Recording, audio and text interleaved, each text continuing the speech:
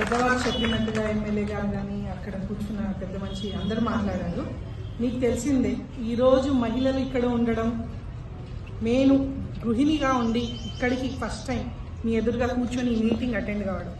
ఇన్ని రోజుల నుంచి నేను బయటికి రాలేదు. వచ్చిందల్లా ప్రచారం అప్పుడు మీ ఇంటింటికి వచ్చి బొట్టు పెట్టి అమ్మ ఓటేయండి అమ్మా అని అడిగాను, అంతే తప్ప నేను బయటికి వచ్చింది లేదు.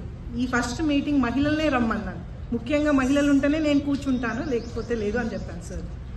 ఎందుకు నేను వచ్చిన ప్రచారంలో ప్రతి మహిళ ఇంటికి వెళ్ళినప్పుడు చేనేతగా మహిళ ఎక్స్పెషల్ వాళ్ళు సబ్సిడీ ప్రాబ్లమే కానీ ఇంటి సంబంధించిన మీ ఇబ్బందులే కానీ G+2 అప్పుడు నేను ప్రచారంలో ఉన్నప్పుడు ఏదో ఒక సమస్యతో మేడం ఇది ఉంది మాకు, ఇది కాలేదు, మాకు చేనేత మగ్గాల్లో మాకు ఇంత ఉంది, మాకు ఇట్లా సమస్యతో బాధపడుతున్నాం, ఇంటి వెళ్ళాలన్నా ఇంటి సమస్యలు తీరట్లేదు, వస్తున్న సబ్సిడీ కానీ మాకు పనిముట్టు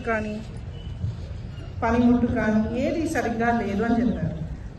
ఇప్పుడు ఈరోజు మళ్ళీ గెలిచిన తర్వాత మా వారు మళ్ళీ ముందుకు రావడం, టెక్స్టైల్ పార్క్ గురించి అందరికీ తెలియజేసే విధంగా ముందుకెళ్ళడం, ఇది ఎలా ప్రతి మహిళ ఇంటికి చేరుతుందో అనేది ఫస్ట్ ఆయన ఆలోచించారు.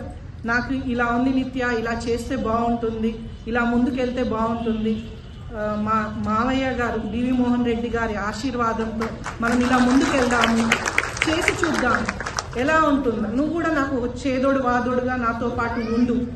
నాకు ఉంది, వస్తానండి, మహిళలే కదా, నేను కూడా సమస్యలు చాలా విన్నాను, ఈసారి నేను మీ పక్కనే కూర్చొని విని నా వరకు నేనేం చేయగలుగుతాను మీ అందరికీ చేదోడు వాదోడుగా.